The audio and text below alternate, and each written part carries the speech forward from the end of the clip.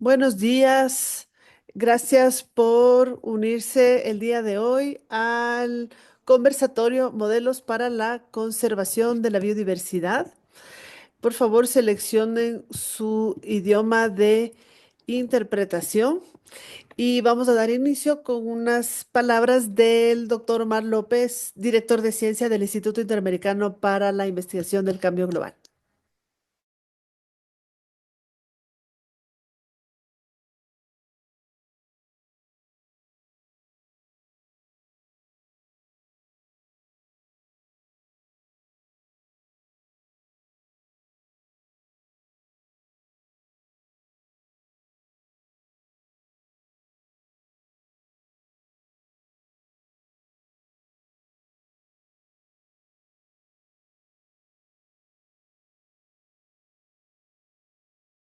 Nuestra asociatividad con Latinoamérica 21. Yo quisiera darles las gracias al equipo que ha estado detrás de la preparación de este compendio, en especial Matías, Angelo, eh, y bueno, a Latinoamérica 21 por darnos este espacio para llegar a nuestras sociedades latinoamericanas en un lenguaje sencillo, con temas de relevancia y de importancia para la conservación de nuestra biodiversidad. Eh, También extiendo mis gracias en nombre del instituto a todos los autores que contribuyeron a este compendio y que esperamos sea de disfrute para ustedes este conversatorio, pero también del contenido que provee este compendio y que lo hagan, que lo repliquen entre sus grupos, entre sus comunidades y que sea de disfrute para el bien de la conservación de nuestra biodiversidad en nuestro continente. Gracias.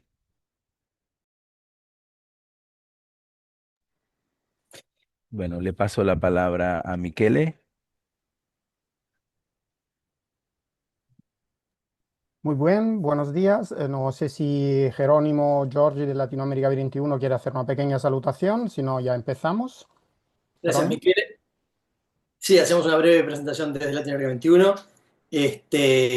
Primero, antes que nada, agradecer a El Día Allí nuevamente por invitarnos a participar en la producción y desarrollo de un compendio.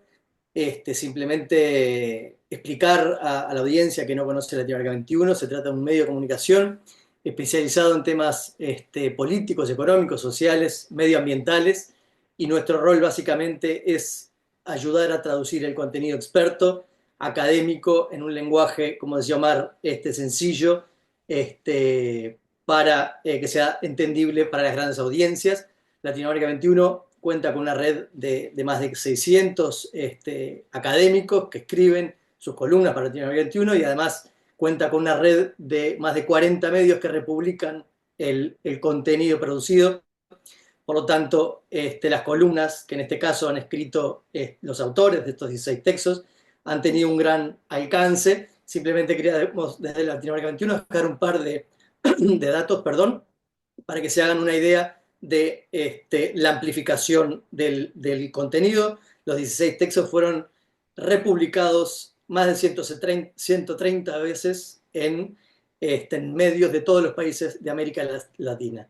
Eso quiere decir que cada uno de los textos en promedio se republicó más de 8 veces, o sea, 8 grandes diarios de la región republicados en cada uno de estos textos, lo cual es un gran impacto que está ayudando a difundir estos temas de tanto interés para la región, y además ayudar a divulgar a los autores y a las organizaciones que hacen parte de este compendio. Muchas gracias y ya doy la palabra a Michele.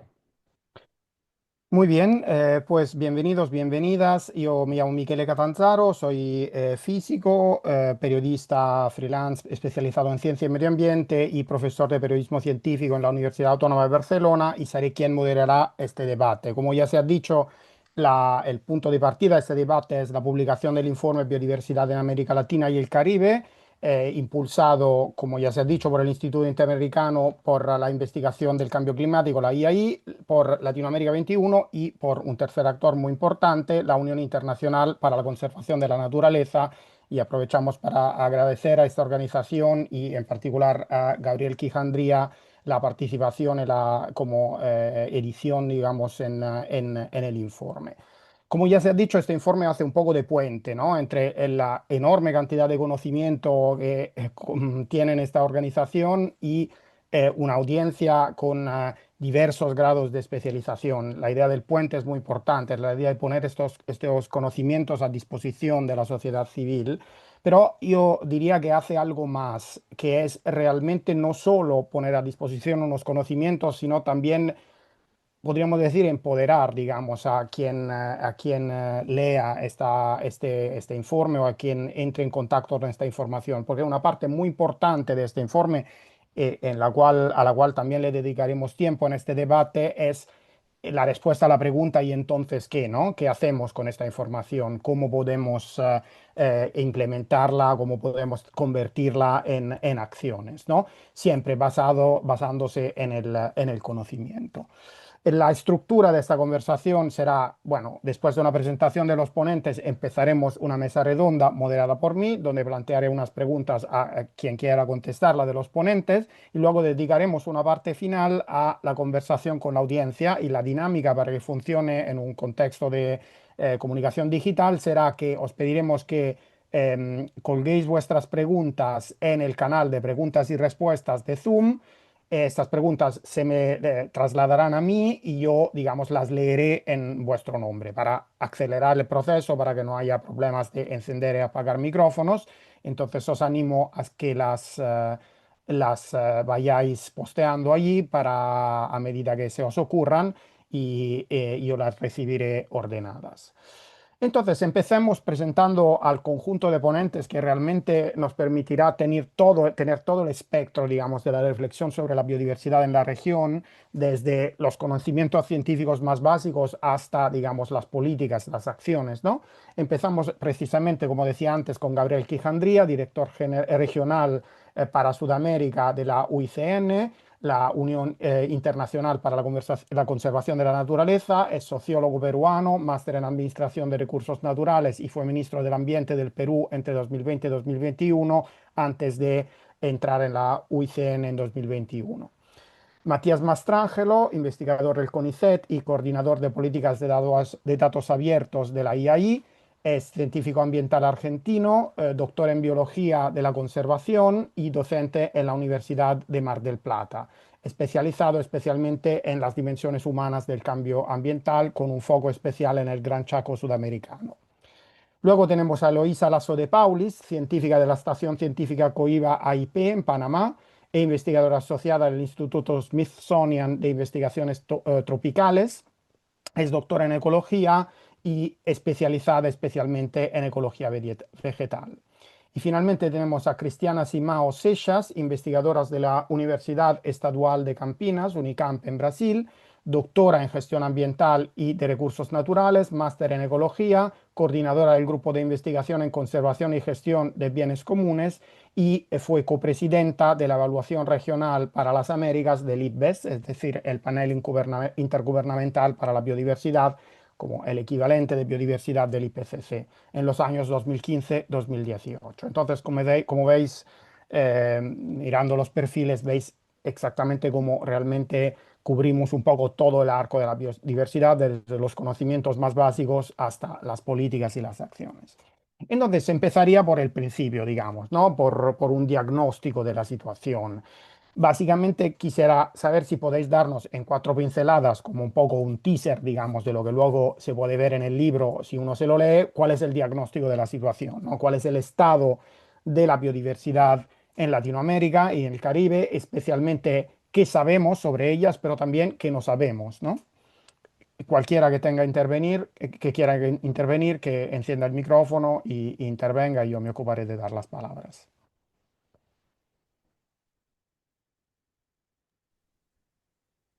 Igual Sí, lo hizo, ¿vale? bien, Matías, perfecto. bien. No, simplemente aportar un dato que ponemos en el prefacio para dar un poco de contexto a la situación, ¿no? de la biodiversidad en América Latina y el Caribe. Sí, uno de los datos más recientes es el que reporta el índice de Planeta Vivo, ¿sí? En 2024. en donde hacen un análisis de cómo cambiaron las poblaciones de vertebrados, ¿sí? Cuando hablamos de vertebrados hablamos de anfibios, reptiles, aves, mamíferos, peces, ¿sí? Cómo cambiaron las poblaciones de vertebrados en los últimos 50 años en nuestro continente y digamos, tenemos el triste dato de que estas poblaciones se han reducido en un 95%, ¿sí? En estos últimos 50 años, lo cual, bueno, demuestra claramente la gravedad, ¿no? Del problema y la situación crítica que vive la biodiversidad en nuestro continente.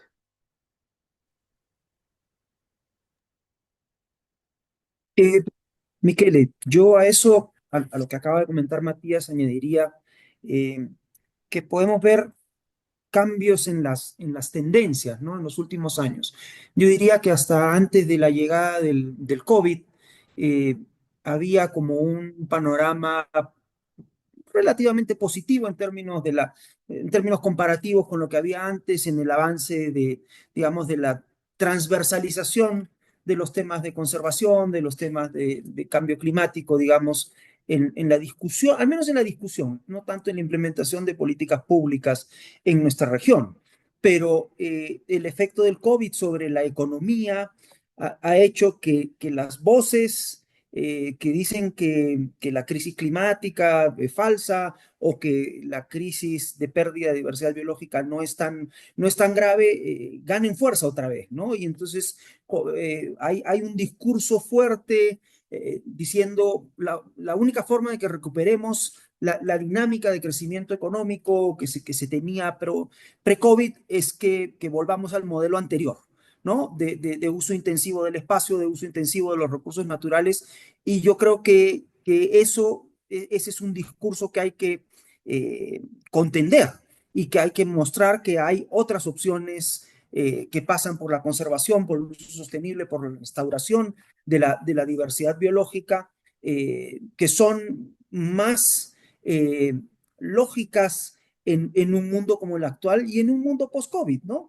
Que lo que demostró fue que aquello que estaba expuesto eran las construcciones humanas, el sistema económico, las relaciones interpersonales, fueron lo que se afectó por el COVID. La naturaleza y los procesos naturales, más bien en algunos casos se beneficiaron o no se vieron afectados negativamente, ¿no? Entonces, esa debería ser una lección aprendida.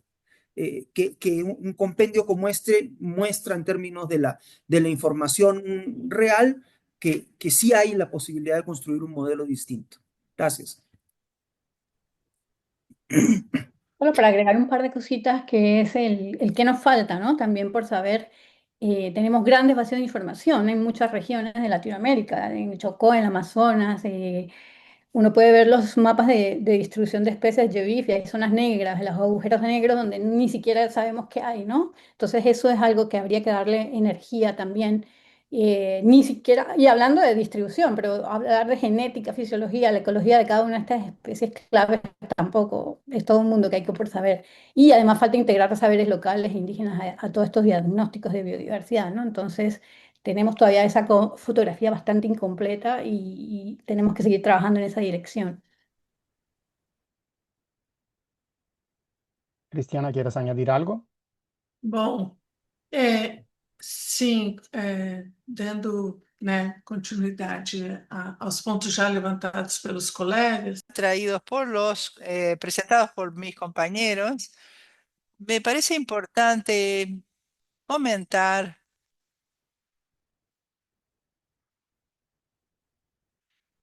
que cerca de un 50% de las especies ya evaluadas por IUCN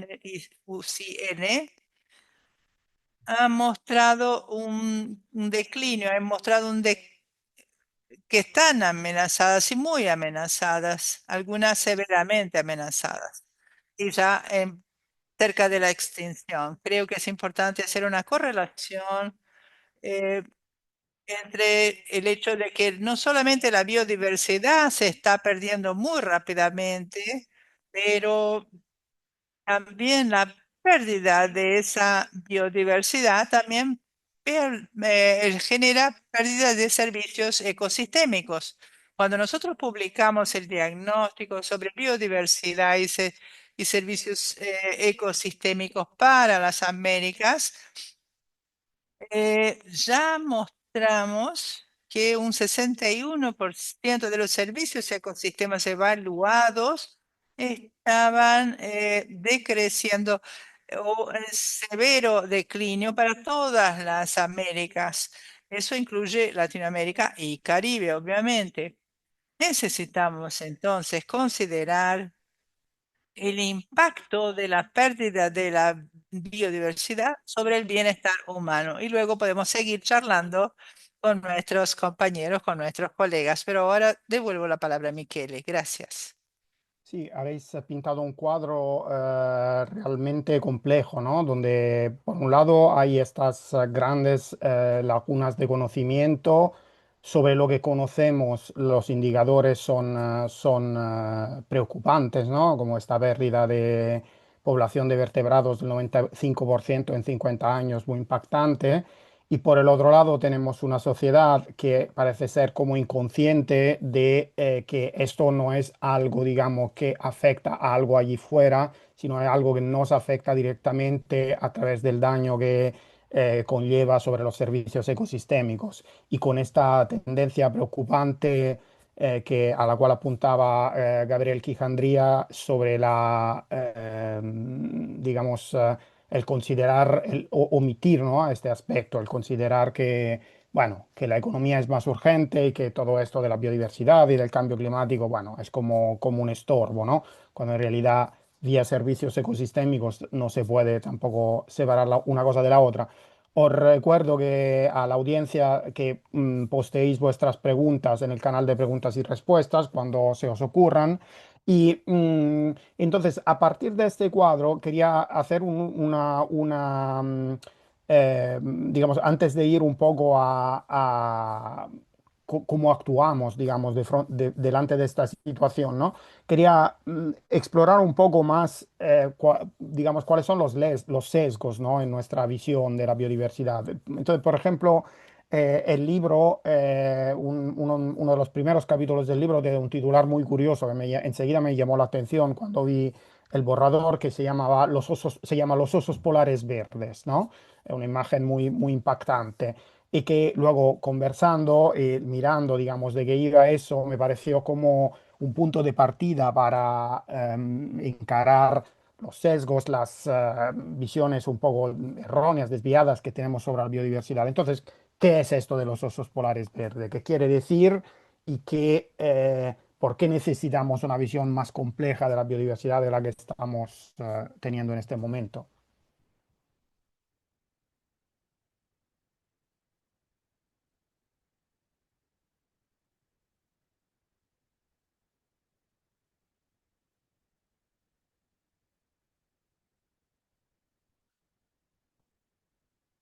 Si es que alguien. Y sin embargo, toda la vida en la Tierra depende de las plantas, no solo por lo que digo en el artículo, que sin ellas no tendríamos ni chocolate, ni café, ni tequila, ni ron, ni música, de hecho, porque los instrumentos están hechos de plantas, sino porque no tendríamos ni siquiera la vida compleja que hay en el planeta. Son los organismos fotosintéticos los que empiezan a producir oxígeno. El planeta no tenía oxígeno antes. Y esto permite la formación de la capa de ozono, que la radiación ultravioleta se bloquee, que los organismos salgan y sean más complejos. Entonces, hoy en día siguen dando estos servicios en muchas formas. Los bosques, los manglares siguen regulando el clima, frenan tormentas, son barreras contra el cambio climático. O sea, hay contribuciones a nuestro diario vivir y buen vivir. Y sin embargo, todo el mundo tenemos esa tendencia a verlo como un fondo verde, un decorado, no como protagonistas. Y ahí está un problema, porque es esa homogeneización mental de las plantas no nos permite ver cada una con sus funciones, sus interacciones, sus historias evolutivas. Eso no lo hacemos tanto con animales. Nadie está metiendo elefantes, ballenas en un mismo saco y colibrís, por ejemplo. Las plantas sí las ponemos así, ¿no? Entonces hay que dejar, un poco la idea de los osos polares verdes alude a la necesidad de dejar de pensar solo en animales emblemáticos grandes. Claro, es útil, es digamos, práctico usar especies carismáticas como bandera para movilizar el apoyo. La gente está acostumbrada o se siente más cercano a animales. Es más fácil convencer al público que proteja un bosque si le decimos que ahí vive un jaguar, por ejemplo. Eh, pero debemos enamorar a la gente de las plantas por sí mismas, por su propio valor. Si no, estos esfuerzos de conservación siguen siendo parciales. No es solo un tema de percepción pública, sino también un sesgo bien documentado de financiación para la investigación. Existe ahora al principio, Matías hablaba de toda esta situación con los vertebrados, y en efecto, más del 75% de la inversión en investigación y conservación va dirigida a estos grupos, mientras que las plantas se están extinguiendo a tasas del doble que los vertebrados. Entonces estamos ignorando que la tasa de extinción es tanto más alta en plantas, por lo que no estamos suficientemente preocupados o urgidos de la necesidad de estudiarlas para entenderlas y poder protegerlas. ¿Sí? ¿Cómo vamos a poder conservar algo que no sabemos que está ahí? Y nada más para dar, ya terminando, una idea de la gravedad del asunto, estamos hablando de que en el planeta hay unas 400.000 especies de plantas con flores, y en la lista roja de IUCN solo han evaluado el 18% de ellas. O sea, el 82% no sabemos qué pasa con ellas. Y en Latinoamérica el panorama es más o menos igual, ese número era de todo el mundo. Hay países que ni siquiera han evaluado el 10% de su flora, ¿no? Entonces no sabemos qué estamos perdiendo ni por qué. Entonces necesitamos esa visión más compleja, más justa de la biodiversidad, en la que todas las especies, carismáticas o no, visibles o invisibles, porque las plantas son un problema, pero los hongos y microbios ni hablar. Peor todavía, nadie, ni se les ocurre pensar en eso. Entonces estamos dejando por fuera una pieza esencial del rompecabezas de la vida, ¿no? Y conservarla no es solo las especies, sino es conservar posibilidades, las posibilidades de un futuro, de salud, de equilibrio, las posibilidades para todas esas generaciones futuras que vienen, ¿no? Entonces hay que pensar también en esos osos polares verdes. Muy bien, Gabriel.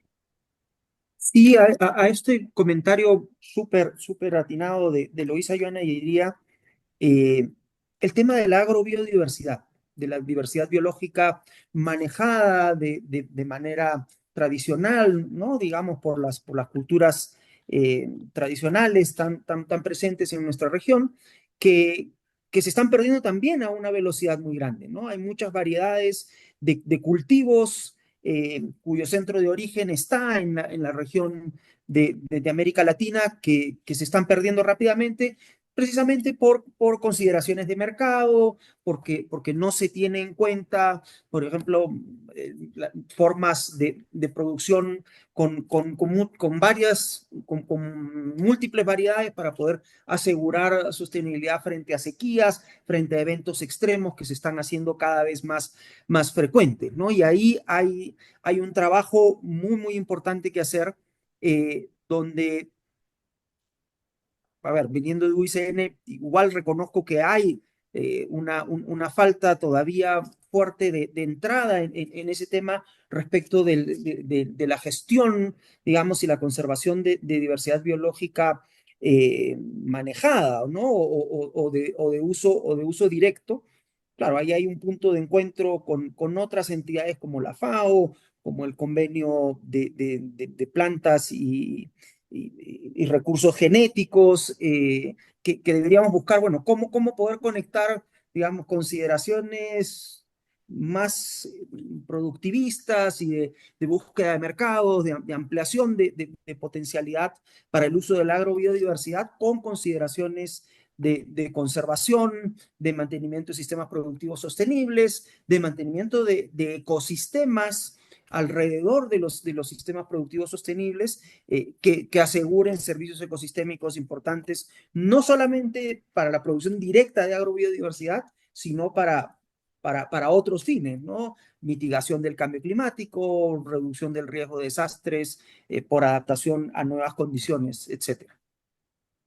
Aquí estamos viendo que este asunto de la biodiversidad es mucho más complejo de lo que uno puede pensar al principio, ¿no? Tiene conexiones con la sociedad, digamos, va mucho más allá de las imágenes que nos surgen, digamos, espontáneamente en la cabeza cuando queremos así modelizarnos en nuestra mente este asunto, pero también la propia conservación de la biodiversidad, digamos, es decir, la respuesta que nosotros le damos también está un poco afectada por a veces visiones que no tienen en cuenta esta complejidad, ¿no? Entonces, por ejemplo, una cosa que se me ocurre, aquí se ha hablado de la conexión entre biodiversidad y sociedad, algo en que ahondaremos, yo creo, bastante en el debate. como esta conexión no es visible. A esto tampoco a veces se ve en la conservación, ¿no? La visión tradicional de la conservación ha sido alejemos a los humanos de la naturaleza lo más que podamos, digamos, ¿no? Y están en dos mundos separados, ¿no? Y creo que esta visión ha cambiado un poco, ¿no? Por ejemplo, en el libro se habla de este concepto de conservación inclusiva, digamos. ¿Alguien quiere comentarme sobre cómo ha evolucionado Eu, todo esto? Sí, Cristiano. eu posso falar.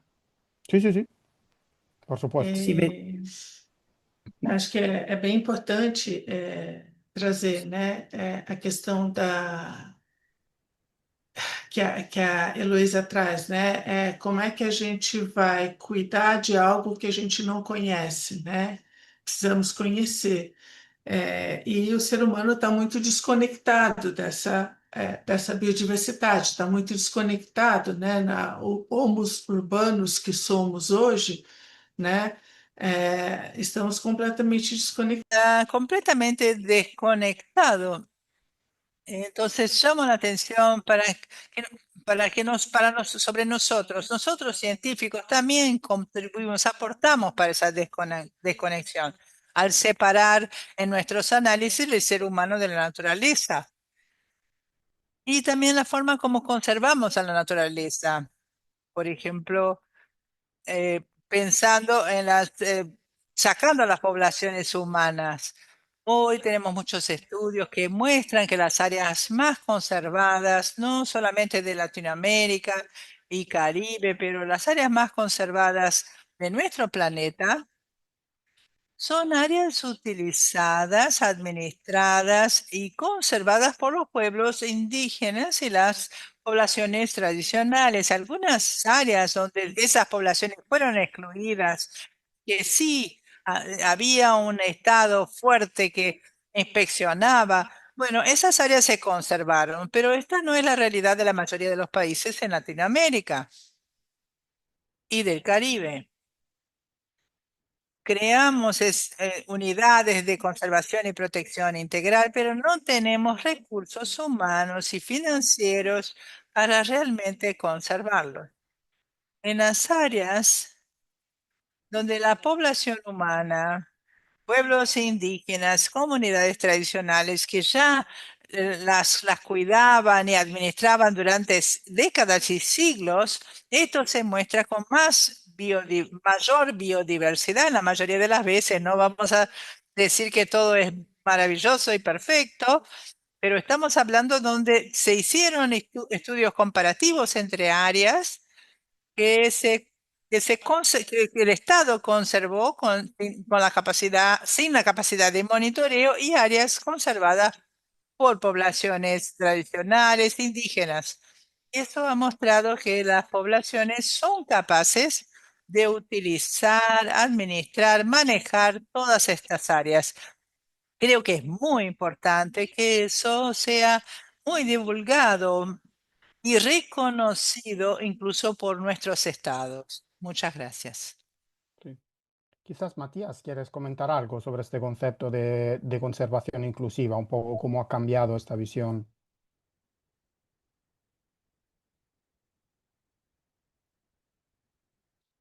Pero bueno, digamos, partiendo de resultados, ya no tanto de los procesos, también se vio que la conservación que excluía a las personas de esos espacios naturales, sí, tampoco era, o sea, no solo no era legítima, no generaba, no era equitativa, digamos, no generaba digamos, beneficios desde el punto de vista social, sino que a su vez no es efectiva desde el punto de vista de la conservación en sí misma, ¿sí?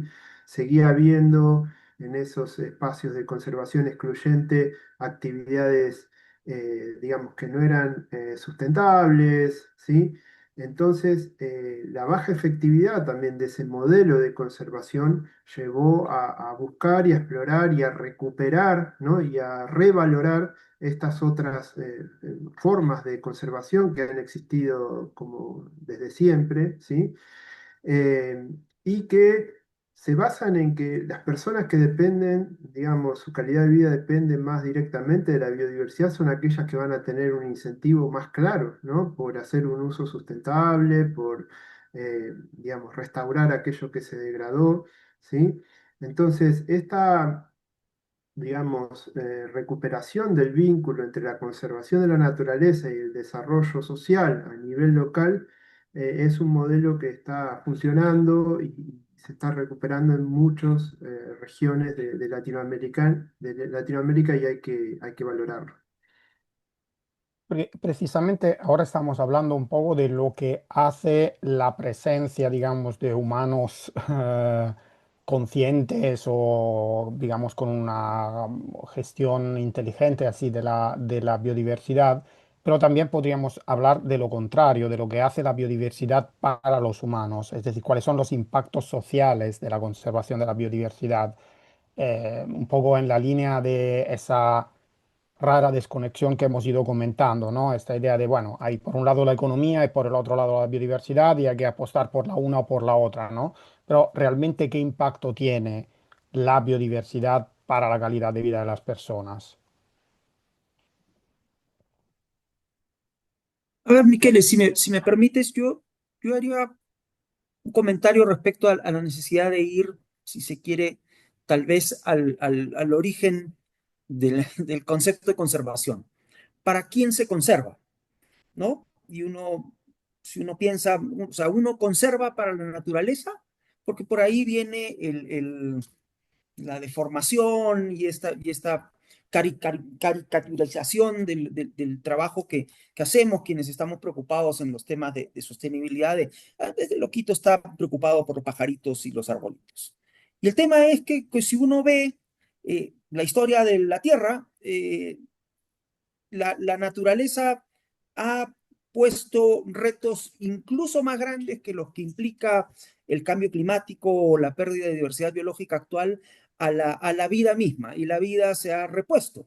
Ha encontrado un nuevo equilibrio, ¿no? A partir de las extinciones masivas y volvió a aparecer, transformada, adaptada a nuevas condiciones.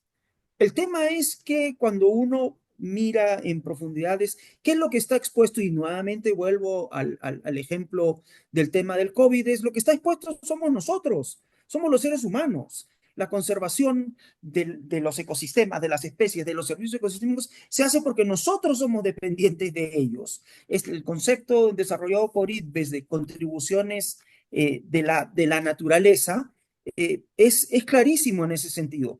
En el vínculo entre el ser humano y la naturaleza, el eslabón débil somos nosotros. Y probablemente la Tierra encuentre algún equilibrio para enfrentar eventualmente el cambio climático, si no se toman las medidas necesarias, que pase por exterminarnos a nosotros, que somos los causantes del problema.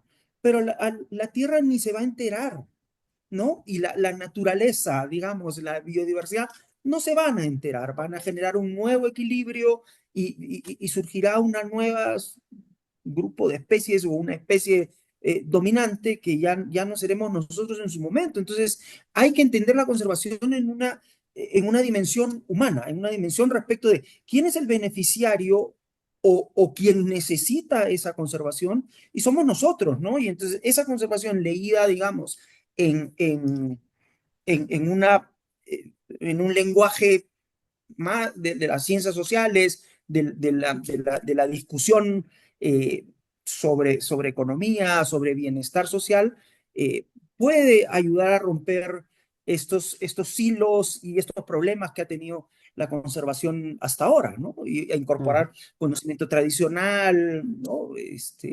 Todo esto que ahora sabemos que es absolutamente indispensable. ujú. Si alguien más quiere comentar, que encienda su micrófono. Ve- Vale. Quizás Eu entonces, posso contribuir um adelante. pouco Sí, sí. também, pensando, concordo plenamente com o Gabriel, e importante dizer, né, conservar para quê, né? Porque a natureza nos traz né, contribuições para o nosso bem-estar humano. A gente precisa entender, como eu estava falando, Bienestar es lo que tenemos que entender. El Homo urbanus se desconectó, no entiende que lo que está en su plato todos los días proviene de procesos de la naturaleza. No entiende que la ropa que viste muchas veces viene de procesos de la naturaleza, que la madera, que el techo de su casa, todo eso es producido por la naturaleza. Entonces el hombre debe reconocer la importancia de la naturaleza para la producción de agua, la seguridad hídrica en los grandes centros urbanos. Por ejemplo, acá en São Paulo tuvimos sequías muy fuertes en los últimos tiempos, en las últimas décadas. Y si no conservamos las nacientes, si no conservamos todo el camino del agua, donde purificamos el agua, tenemos cantidad de agua, no vamos a tener cantidad de agua en condiciones, por ejemplo, agua potable. Entonces tenemos que entender que muchos de los remedios que se compran, aun cuando se compran en farmacias, vienen también de la naturaleza. Entonces la gente tiene que entender cuál es el rol de la naturaleza para el bienestar de cada ser humano. Solo así se puede entender que hay que conservar, que hay que actuar en ese sentido. Creo que es importante que la gente entienda eso, además de que, bueno, está también el turismo, el bienestar, bueno, poder ir a una playa, un bosque, un parque urbano, un área protegida dentro de la ciudad que tiene biodiversidad y tenemos que reconocer eso y aprovechar eso para nuestro bienestar. Entonces, es importante que reconozcamos el papel de la biodiversidad en el día a día para lograr conservarla. Perfecto. Quería preguntaros, digamos, por ejemplos virtuosos, digamos, ¿ok? Es decir, aquí estamos delineando unos conceptos, ¿no? De una visión de la biodiversidad bastante más complejas, inclusiva, etcétera.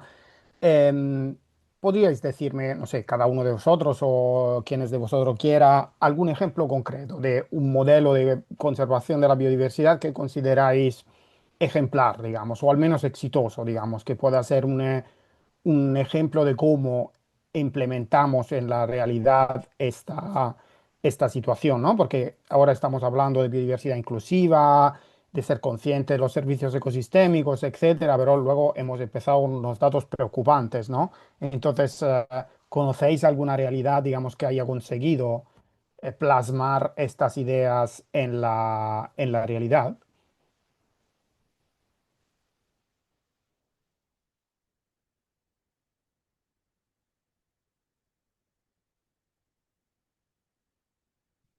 Yo creo que es un ejemplo emblemático. No sé si ustedes saben, es la isla más grande del Pacífico centroamericano.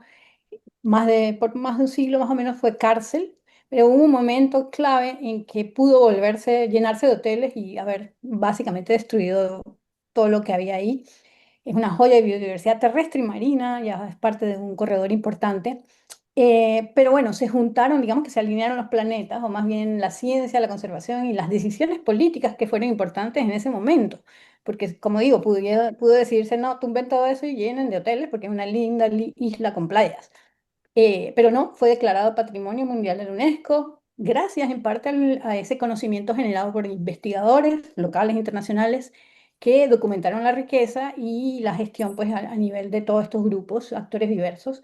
Se incluyeron pescadores artesanales, científicos, las ONGs en general, pues muchos de los que eran pescadores pasaron a ahora a hacer ecoturismo, pues a llevar a la gente allá.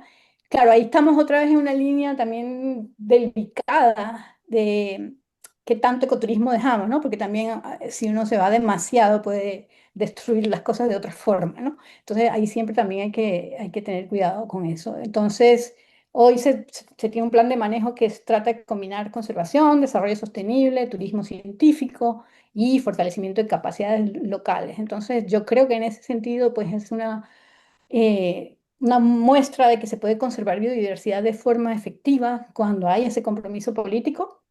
Si no, estaría lleno de hoteles, como digo, apoyo científico, participación local y bueno, esa visión a largo plazo y que por ahora esperemos que siga así.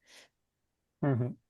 Claro, sería un ejemplo de esta integración, ¿no? De una conservación que se hace con la población local y no excluyéndola. ¿Algún otro ejemplo? Me parece, Matías, que cuando comentamos un poco el libro, comentabas también el papel de las poblaciones urbanas, ¿no? No es solo una cuestión de poblaciones remotas o rurales, ¿no? No sé si quieres Sí, comentar sobre esto o se te sí, ocurre alguno más. sí, sí, me parece importante rescatar, digamos, el papel que pueden jugar actores sociales más allá de esas poblaciones locales, ¿sí? Estamos, digamos, en un mundo, en un escenario donde las sociedades son cada vez más urbanizadas, el 90% más de la población en nuestros países latinoamericanos viven en ciudades, ¿sí? Entonces, ¿cómo hacer para conservar esos territorios en donde la población rural quizás, digamos, se está reduciendo, está siendo desplazada por otras actividades? Eso pasa en las fronteras agropecuarias, ¿sí? Como tenemos acá en el Gran Chaco Sudamericano, que es donde yo trabajo y conozco. Y en esos lugares que se están despoblando, ¿sí? De familias, de comunidades locales, donde lo que avanzan son, digamos, actividades de gran escala y avanzan junto con la deforestación. Bueno, digamos, es uno de los peores escenarios para la conservación, ¿no? Y sin embargo, en esos territorios hay resistencia y hay iniciativas en favor de la conservación que muchas veces están iniciadas a partir de colectivos, ¿sí? De grupos de personas preocupadas, interesadas, que viven en las ciudades, ¿sí? Que se conectan con esa población rural que está en disminución y que pueden, a través de la organización, ¿sí? De reunir capacidades, ¿sí? De los que pueden, digamos, producir conocimiento desde la ciencia, desde la técnica, desde los que pueden comunicar, desde aquellos que pueden intervenir desde el derecho, desde otros lados, se reúnen y forman esos colectivos socioambientales para visibilizar esos problemas que se dan en zonas que parecen distantes y remotas, pero que como vimos tienen importancia para nuestra calidad de vida, ¿sí? Entonces, me parece que esos colectivos socioambientales que tienen un componente urbano fuerte, ¿sí? Y que son capaces de, ¿no? oponerse a iniciativas de usos insostenibles que promueven los propios gobiernos, ¿sí? Me parece que también es una tendencia emergente que es importante rescatar. Muy bien, pues yo tengo muchísimas preguntas en el tintero, pero como veo que han empezado a fluir preguntas de la audiencia, ya os empiezo a plantearlas y luego si queda tiempo.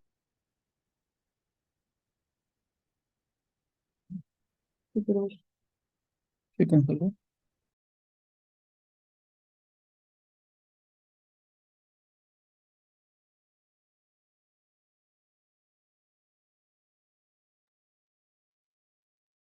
Se quiser, eu posso falar um pouquinho. Si quieren, puedo hablar un poco más sobre políticas que pueden ayudar en la conservación de la biodiversidad. Siempre pensamos en áreas protegidas, pero necesitamos empezar a pensar en la conservación de la biodiversidad fuera de las áreas protegidas. En Brasil tenemos, por ejemplo, una legislación de preservación de vegetación nativa llamado Código Forestal, que especifica que las propiedades rurales de mediano y grande porte necesitan tener un porcentual de su área como reserva legal, es decir, que sean áreas que deben ser conservadas y áreas también de preservación permanente dentro de sus propiedades. O sea, según donde estén ubicadas, si cerca de ríos, de arroyos, áreas con una inclinación muy grande, por ejemplo. Entonces, tenemos esa legislación que no es perfecta, lejos de eso, pero si es implementada realmente, puede no solo conservar los reminiscentes de áreas naturales, pero también restaurar áreas degradadas. Creo que existen buenas legislaciones, pero necesitamos mucho más fuerza para implementarlas, recursos humanos, financieros, capacitación de personas y también la diseminación del conocimiento de su impacto, del impacto de esas actividades, para que los mismos propietarios rurales entiendan que la conservación de las áreas benefician la producción de las áreas, tanto para la ganadería como para la agricultura, por ejemplo. Muchas gracias. Disculpad por el problema técnico o evidentemente debió haber una caída en mi conexión. Estaba planteando una pregunta de Robinson Botero Arias sobre cómo se puede garantizar el mantenimiento a largo plazo de las estrategias de conservación. Si uno o una de vosotros o vosotras quiere contestar al respecto. O no sé si Cristiana ya se dirigía a eso.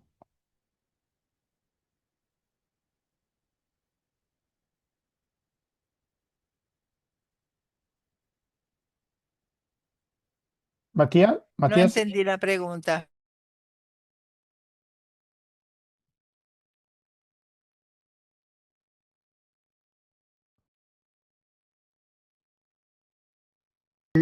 Se apropien, ¿no? Lo sientan esas iniciativas como propias, ¿sí? Sientan que generan un beneficio para su propio bienestar, para su calidad de vida, que generan ingresos económicos, que generan prosperidad, ¿sí? Y eso, bueno, claramente se va a lograr a través de iniciativas, acciones que sean participativas, que tengan en cuenta los intereses, las opiniones, las preferencias de esos actores locales, ¿sí? Para que de nuevo se apropien de eso y no sea necesario la presencia de un actor externo, sea el Estado o alguna, digamos, Sí, impulso, entidad que adquiera distinta. su propia inercia y se mantenga sin necesidad de una Exacto, esfuerzo constante, digamos. exacto. Luis Armando Aznar Molina pregunta si los panelistas estarían de acuerdo con la idea de que a la interpretación científica hay que añadir el conocimiento tradicional indígena y campesino como componente de conservación incluyente. ¿Quién quiere comentar sobre esto? Yo diría que sin duda hay que hacerlo, más en un continente, digamos, o sea, en una región eh, que por las condiciones climáticas, por las condiciones geográficas, retó al ser humano a usar su ingenio al máximo, ¿no? El desarrollo de la andenería, por ejemplo, ¿no? Estas plataformas para aumentar la capacidad de producción agrícola que son tan clásicas de la zona andina, responden al reto del territorio. ¿No? Y ahí hay un conocimiento acumulado que si uno lo puede combinar con el conocimiento tecnológico de raigambre más occidental, podría llegar a ser muy potente, ¿no? O sea, ese conocimiento tradicional en muchos casos permitió resolver retos vinculados a la variabilidad climática, a varias de las situaciones estructurales que presentaba el territorio y los recursos naturales en esta región. Pueden por sí solos responder al cambio climático y a los retos actuales, tal vez no por sí mismos, pero unidos a la tecnología actual, al conocimiento científico, podrían generar una solución a largo plazo. Muy bien. Alex Mayet pregunta, ¿en Canadá y en otros lugares existe un movimiento para reconocer, por ejemplo, en el futuro, mediante legislación, las especies clave culturalmente? ¿Existen ejemplos similares en América Latina y en el Caribe? Entonces entiendo que se refiere a ejemplos de iniciativas legislativas que reconozcan o entiendo que derechos y protección especial a especies clave desde un punto de vista cultural, que tienen un valor cultural específico. ¿Estáis al corriente de otras iniciativas de este tipo o parecidas, ¿no? Por ejemplo, me constan iniciativas sobre Sí, bueno, quien quiera comentarlo. Yo podría hacer un comentario sobre algo Sí, relativamente cercano que impulsamos en mi vida anterior en el Ministerio del Ambiente del Perú, junto con el Ministerio de Agricultura, y que era la recuperación del árbol de la quina, de donde proviene la quinina, ¿no? Que está en el escudo nacional del país y sin embargo es una especie en situación de vulnerabilidad extrema, por lo menos en el caso de Perú, ¿no? Y se han hecho algunos esfuerzos de reforestación, de reubicación, de reforestación, incluyendo en algunos casos eh, volverla a traer a áreas protegidas que permiten algún tipo de intervención en zonas donde antes estaba. Es el caso de Machu Picchu, por ejemplo, ¿no? Santuario histórico de Machu Picchu, donde se reintrodujo quina después de más de 100 años de que se había visto el último ejemplar en esa zona. claro, eso sería un ejemplo muy interesante, ¿no? De una planta, además, como decía Eloísa, con un valor cultural, bueno, quizás un oso polar verde, digamos, ¿no? Una Y cuestión, agrio. sí, una cuestión que tenemos aquí en el horizonte es la siguiente COP del cambio climático que se celebrará en Latinoamérica, en concreto en Brasil. Em, el centro, evidentemente, es cambio climático, pero ya sabemos que cambio climático y biodiversidad son casi dos caras de la misma crisis, digamos, pero también de la misma oportunidad, ¿no? Entonces, quería preguntaros esto, digamos, ¿qué importancia tiene esta COP y el hecho especialmente que se celebre en Latinoamérica para la biodiversidad?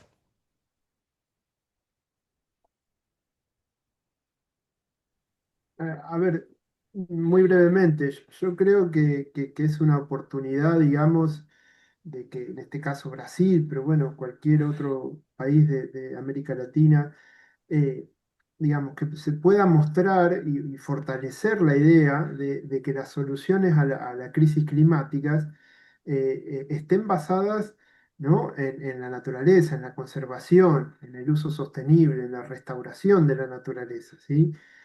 Por ejemplo, vamos a algún ejemplo concreto, que sea acciones como la reforestación, la restauración de humedales, ¿sí? Ese tipo de acciones que generan un doble beneficio, ¿no? Al aumentar, al recuperar la biodiversidad y a su vez a mejorar, digamos, a contribuir a la mitigación y adaptación al cambio climático, ¿sí?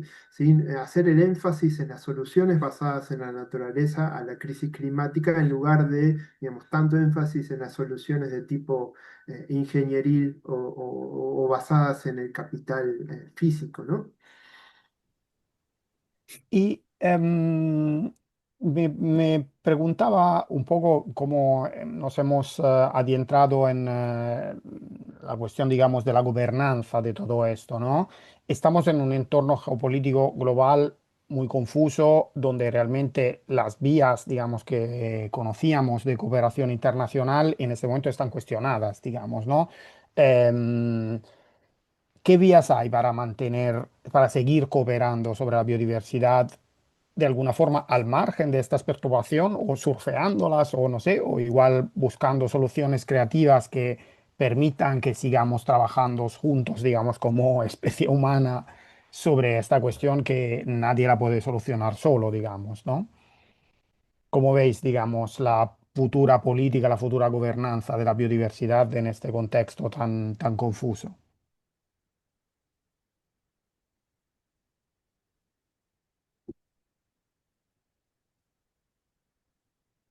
La pregunta del millón, supongo.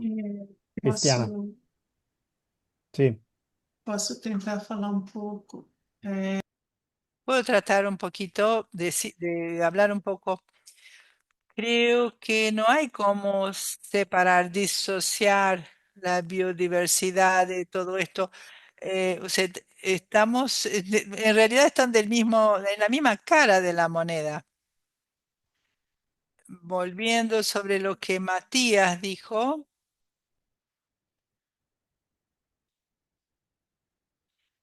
el enfoque en las soluciones que se basan en la naturaleza, tenemos que reconocer que la pérdida de la biodiversidad, lo que más aporta para que eso ocurra en proyecciones futuras, es el consumo, es la sociedad de consumo. Entonces son dos cosas, o sea, todo lo que consumimos. Todo esto, bueno, pierde para la diversidad, bueno, y aporta para los cambios climáticos, o sea, complica más la situación. Entonces, creo que fue elaborado por la plataforma intergubernamental de los ecosistemas y fue lanzada el año pasado, las causas subyacentes de la pérdida de biodiversidad.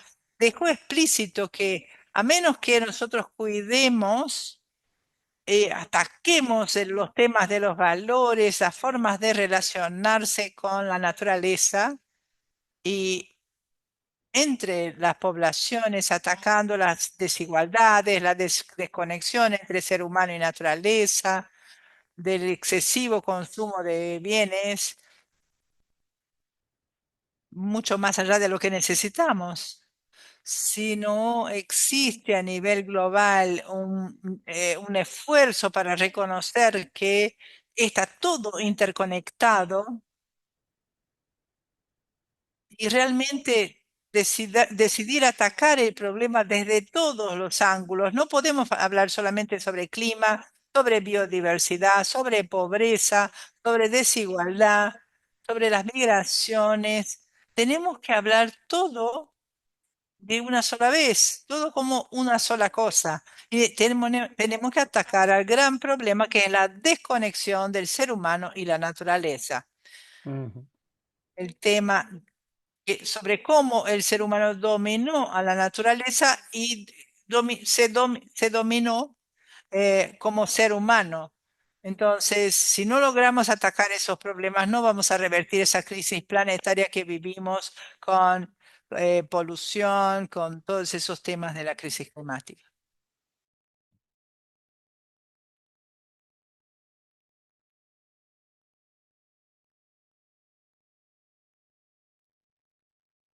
Local, en el nivel más cercano, digamos, valga la redundancia, la realidad real. En un sitio específico, cuando uno realiza una acción de conservación o de restauración, no sé, planta un árbol, uno no se pregunta a cuál convención de Naciones Unidas está aportando, ¿no? Y las personas son más o menos las mismas, ¿no? Que están vinculadas a los intereses de diversidad biológica, cambio climático, de certificación o algún otro tema de Naciones Unidas. Esa medida que uno va subiendo en la escala global, que las comunidades se van separando, ¿no? Y ya los de cambio climático dicen, no, no, yo no me junto con esos pobres de la Convención de Certificación, porque nosotros sí ya estamos pues con el sector privado y los mercados de carbono y estas cosas, ¿no? Pero el tema es, o sea, esa desconexión que ocurre, digamos, en la escala más estratosférica de discusiones y de toma de decisiones, dificulta la posibilidad de alinear y de buscar soluciones integrales a una problemática que cuando uno la ve en el sitio real, la causa es la pérdida de diversidad biológica, es el cambio climático, es la desertificación, no importa. El problema es, como dice Cristiana, el vínculo disfuncional entre el ser humano y la naturaleza. Y eso, o sea, se puede resolver desde distintos ángulos, con distintos instrumentos, pero finalmente es el mismo problema.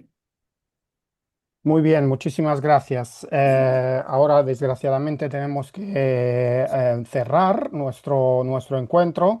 Realmente me llevo a casa esta idea de que cuando hablamos de biodiversidad y de conservación, es algo que tiene mucho menos que ver con un oso polar lejos por allí y mucho más que ver con nuestra vida cotidiana, que realmente un poco algo que ha atravesado todas vuestras intervenciones, esta conexión la sociedad, digamos, tanto en términos de los beneficios que nos aporta la biodiversidad como en el término del protagonismo que tiene la sociedad, las comunidades en el mantenimiento de la biodiversidad.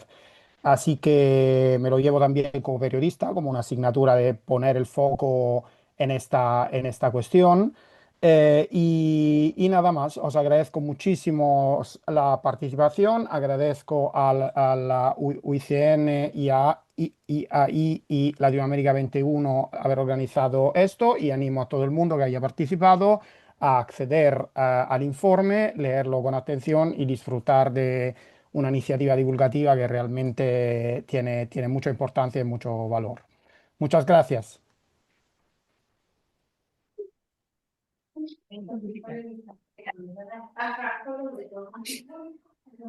Muchísimas gracias, gracias a las intérpretes, muchísimas gracias a nuestros maravillosos panelistas, a nuestro moderador, a Latinoamérica 21 y a la Unión Internacional para la Conservación de la Naturaleza. No, gracias a ustedes. Salió súper. Placer conocerlos. Muchas gracias a todos. Súper. Gracias. Les compartiremos la grabación y Por también favor. los anuncios. Bueno, la UICN ya tiene los anuncios, pero les vamos a mandar el enlace de descarga que estaba listo desde hoy porque hoy es la fecha oficial del lanzamiento. Perfecto. Pues Genial. muchas Muchísimas gracias. gracias. Hasta luego. Adiós. Gracias a Gracias. Gracias. todos y a Chao. todas. Adiós. Hasta Cuídense pronto. mucho.